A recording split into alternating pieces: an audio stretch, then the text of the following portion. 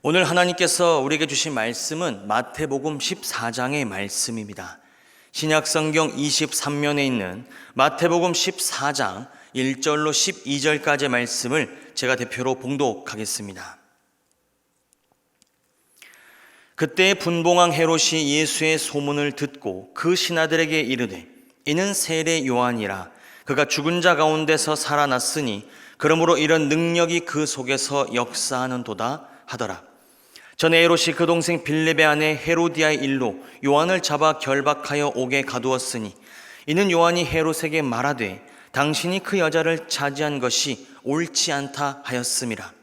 헤롯이 요한을 죽이려 하되 무리가 그를 선지자로 여김으로 그들을 두려워하더니 마침 헤롯의 생일이 되어 헤로디아의 딸이 연석 가운데서 춤을 추어 헤롯을 기쁘게 하니 헤롯이 맹세로 그에게 무엇이든지 달라는 대로 주겠다고 약속하거늘 그가 제 어머니의 시킴을 듣고 이르되 세례 요한의 머리를 소반에 얹어 여기서 내게 주소서 하니 왕이 근심하나 자기가 맹세한 것과 그 함께 앉은 사람들 때문에 주라 명하고 사람을 보내어 옥에서 요한의 목을 베어 그 머리를 소반에 얹어서 그 소녀에게 주니 그가 자기 어머니에게로 가져가니라.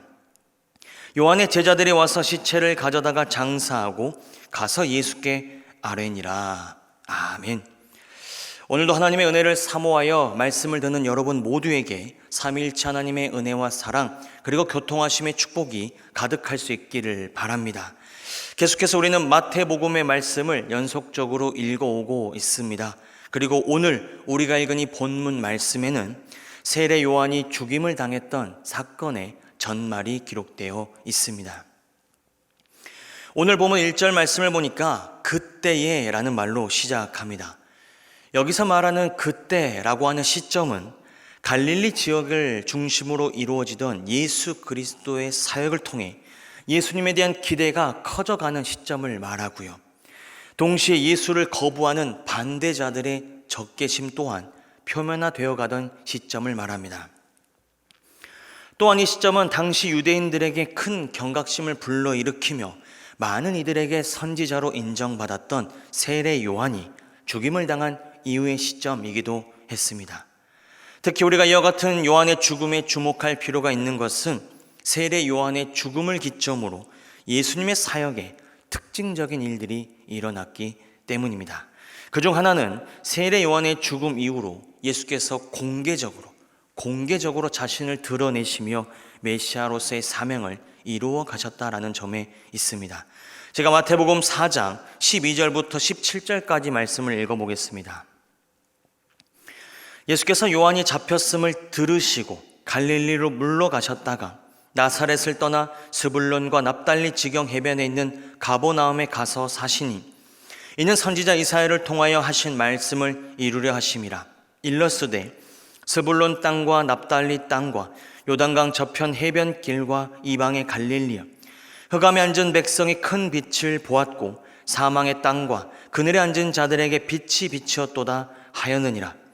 이때부터 예수께서 비로소 전파하여 이르시되 회개하라 천국이 가까이 왔느니라 하시더라. 아멘. 이처럼 세례 요한이 붙잡힘을 당한 시점으로 예수께서는 자신의 거처를 어디로 옮기셨습니까? 갈릴리로 옮기셨습니다. 그리고 그곳에서부터 하나님 나라 사역을 시작하셨습니다. 세례 요한의 죽음을 기점으로 발생한 또 하나의 중요한 주제가 있다면 그것은 이 예수, 나사렛 예수라고 하는 한 개인에게 전 사회적 관심이 쏠리게 되었다라는 점에 있습니다. 여러분, 당시 세례 요한의 등장은 그 시대의 가장 뜨거운 사회적, 종교적 주제였습니다. 하지만 그랬던 그의 죽음 이후로 갈릴리 지역에서 예수라는 인물이 나타나 세례 요한과 비슷한 행보를 이어가게 되자 사람들의 관심은 자연스럽게 예수님을 향했던 거예요. 물론 사람들이 예수님에게 큰 관심을 가졌다고 해서 예수님이 사역이 가진 의미에 대해 아는 사람은 없었습니다. 그 누구도 예수 그리스도의 사역에 갖는 참 의미에 도달하지 못했습니다. 예수님은 인류의 구속을 위해 공생의 사역을 이루어 가셨지만 사람들은 그와 같은 예수님의 사역들을 각자가 가지고 있었던 편협한 시각으로 바라보았고 결국 예수님을 오해하고 말았습니다. 오늘 본문에 등장하는 헤롯도 예수님을 잘못 알고 있었습니다. 성경을 보니까 헤롯을 분봉왕 이렇게 소개하고 있습니다. 여러분, 분봉왕이 무엇일까요? 여기서 말하는 분봉왕이란 한 나라의 4분의 1을 통치하는 왕이다, 이렇게 이해하면 좋을 것 같습니다. 오늘 본문에 등장하는 이 헤롯 안티파스라는 사람은 갈릴리 지역과 베레아 지역을 다스렸던 왕이었습니다.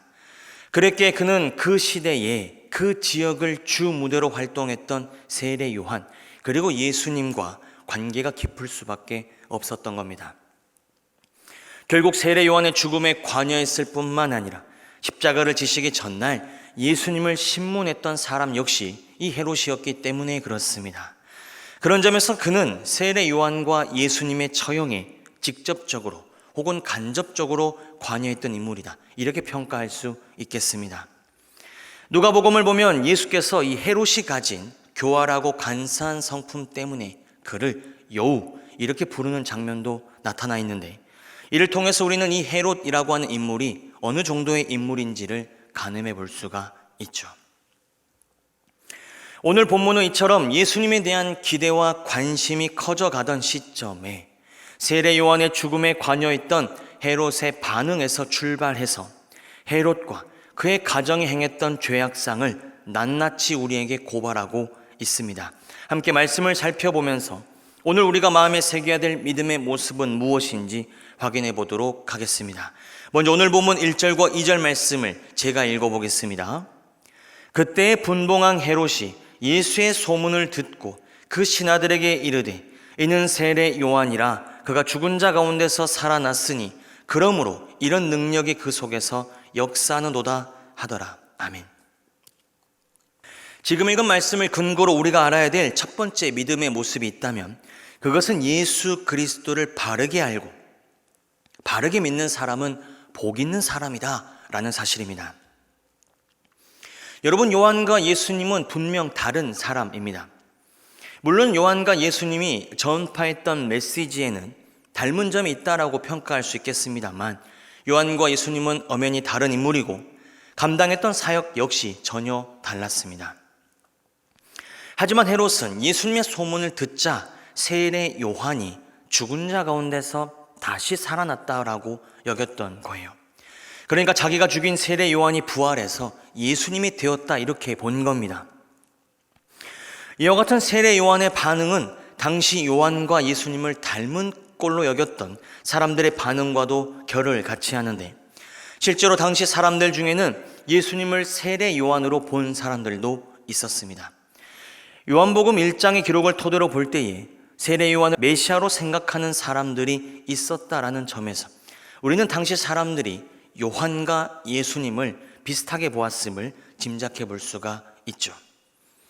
어쨌든 헤롯은 당시 예수님에 대한 소식을 듣고 나서 세례 요한이 다시 살아난 것으로 여겼는데, 이와 같은 헤롯의 판단은 잘못된 판단이었습니다. 또한 예수님과 요한을 혼동하여 인식한 사람들의 모습도, 또 요한을 메시아로 여겼던 사람들의 모습도 잘못된 모습이었습니다. 그러나 이와 같은 사람들의 잘못된 인식과 또 잘못된 추정의 모습을 보면서 우리는 예수님을 바르게 알지 못하는 것이 얼마나 위험한 것인지를 보게 됩니다.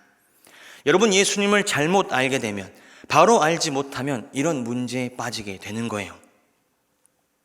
특정 사람을 신봉하는 오류에 빠짐, 자신의 바람을 투영해서 메시아를 이용하는 오류에 빠지며 현상에 쉽게 휘둘리고 현혹되는 문제에 노출됩니다. 이것은 오늘에 이르기까지 역사적으로 이루어져 왔던 일들이자 오늘날 우리가 쉽게 접하고 있는 문제이기도 합니다. 그런 점에서 예수 그리스도를 바르게 알고 그분에 대한 올바른 믿음을 가진 우리들은 복 있는 사람들입니다. 왜 그렇습니까? 우리에게 오신 그 예수 그리스도를 하나님의 독생자요 그리스도요 우리의 주님으로 믿고 있기 때문에 그렇습니다. 우리를 섬기려고 자기 목숨을 대속제물로 내어주신 예수 그리스도를 우리가 우리의 주님으로 알고 믿고 따르기 때문에 그렇습니다. 이처럼 예수 그리스도를 바로 알기 어려운 시대에 예수님을 바로 알고 믿는 자들은 하나님께 은혜를 받은 복 있는 사람입니다. 그러니 그리스도를 바로 알고 믿는 복을 은혜로 받은 자들답게 오늘 하루 우리에게 이와 같이 크신 은혜를 베풀어 주신 하나님께 감사한 마음을 가지며 살아가시기를 바랍니다. 이제 우리 오늘 본문 3절과 4절 말씀을 제가 읽어보겠습니다. 전에 헤롯이 그 동생 빌렙의 아내 헤로디아의 일로 요한을 잡아 결박하여 옥에 가두었으니 이는 요한이 헤롯에게 말하되 당신이 그 여자를 차지한 것이 옳지 않다 하였음이라. 아멘. 오늘 말씀을 근거로 우리가 알아야 될 두 번째 믿음의 모습이 있다면 그것은 복 있는 사람은 악인의 꾀를 따르지 않고 죄인의 길에 서지 않으며 그와 같은 악을 고발할 줄 아는 용기 있는 사람이다 라는 사실입니다. 우리가 지금 읽은 이 말씀을 근거로 볼 때에 당시 헤롯 왕은 자기 동생의 아내를 빼앗아 함께 살았습니다.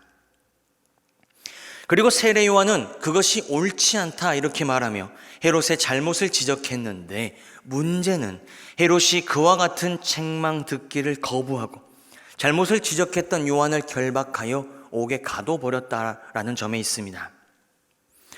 요한은 분명 권세자의 불의가 끼치는 영향에 대해 잘 알고 있었던 사람이었습니다. 그랬기에 그는 불의를 저질렀던 헤롯의 잘못을 고발했던 거예요. 이와 같은 모습을 보며 우리는 복 있는 사람의 모습을 떠올릴 수 있는데 제가 시편 1편 1절 말씀을 읽어보겠습니다. 복 있는 사람은 악인들의 꾀를 따르지 아니하며 죄인들의 길에 서지 아니하며 오만한 자들의 자리에 앉지 아니하고 오직 여호와의 율법을 즐거워하여 그의 율법을 주야로 묵상하는도다. 아멘.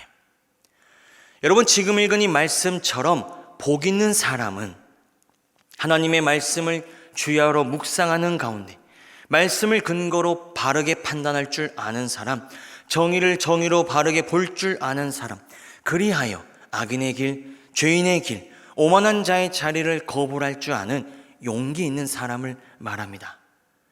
오늘 우리가 사는 사회도 일정 부분에 있어서 다를 바 없는 일들이 자행되고 있습니다. 이런 시대에 우리는 악을 묵인하거나 동조해서는 안 되고요.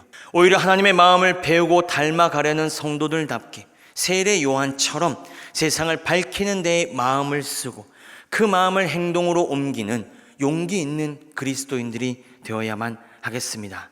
그런 점에서 오늘 본문에서 볼 수 있는 이 세례 요한과 같은 용기 있는 모습은 오늘 이 시대를 살아가는 우리에게 과제로 안겨지게 되었습니다. 그러니 비록 부담되고 용기를 내기에는 내가 너무 겁쟁이와 같은 모습처럼 보일지라도 불의를 불의하다라고 말을 해야 할 때에 말할 수 있는 용기를 구하며 기도하시기를 바라고, 무엇보다 불의를 불의로 인식할 수 있는 분명한 시각을 달라고 기도하며 믿음의 길을 걸어가야 하겠습니다. 마지막으로 오늘 본문 4절로 11절까지 기록된 내용은 의인을 괴롭히는 악인의 모습이 어떠한지를 보여주고 있는데 안타까운 점은 그것이 가정 안에서 이루어졌다는 점에 있습니다. 자신의 불의함을 지적했던 요한을 옥에 가뒀던 헤롯은 요한을 당장 처분하고 싶어도 많은 사람들이 이 세례 요한을 선지자로 여기고 있었던 까닭에 선뜻 결정 내리지 못하고 있었습니다. 자, 그러던 중에 무슨 일이 일어났습니까? 헤롯의 아내였던 헤로디아가 천하의 몹쓸 짓을 딸에게 시켰던 것입니다. 여기서 우리는 헤롯이 동생의 아내를 취했다라고 해서 마치 동생의 아내는 책임이 없고 억울한 일을 당했다라고 이렇게 평가할 수 없는 것은 이 헤로디아 역시 헤롯과 같은 마음으로 요한을 미워했기 때문입니다. 자, 그런 그녀에게 기회가 찾아왔습니다. 어떻게 하면 요한을 제거할 수 있을까 늘 생각하던 차에 딸이 헤롯 앞에서 춤을 추게 되었고, 딸의 춤에 감동된 헤롯이 그 딸에게 무엇든지 구하면 들어주겠다라는 약속을 했던 거예요. 그리고 무엇을 구해야 할지 몰라 어머니를 찾아갔던 딸에게 헤로디아는 무언가를 요구했습니다. 여러분, 그것이 무엇이었습니까? 요한의 목을 요구했던 거예요. 자신의 잘못을 감추려고 자녀를 지금 이용하고 있는 것입니다. 여러분, 이 얼마나 잘못된 부모의 모습이며 잘못된 교육의 모습입니까? 그렇다면 이런 일들이 오늘날에는 일어나지 않을까요?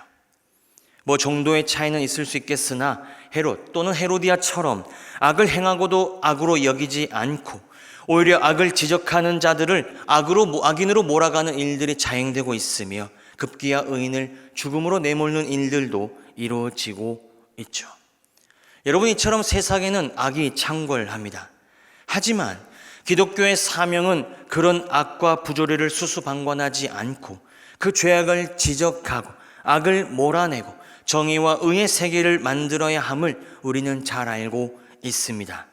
뭐 쉬운 일은 아닐 수 있겠습니다만 내 마음에서부터 주변으로 흘러나아가 세상이 그리스도의 뜻에 순종하는 하나님 나라가 확장될 수 있도록 우리는 이와 같은 일들에 쓰임받을 수 있어야 합니다.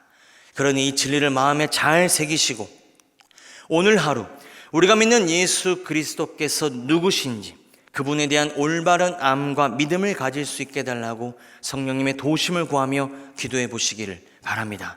그래야 올바른 믿음 위에서 올바른 믿음의 길을 걸어가시기를 바랍니다. 또한 우리 곁에 죄와 악이 가득 넘쳐난다 하더라도 그와 같은 길에 서는 오류를 범하지 않도록 늘 하나님이 기뻐하실 만한 일들을 행하는 용기를 달라고 기도하며 믿음의 길을 걸어가시기를 바랍니다.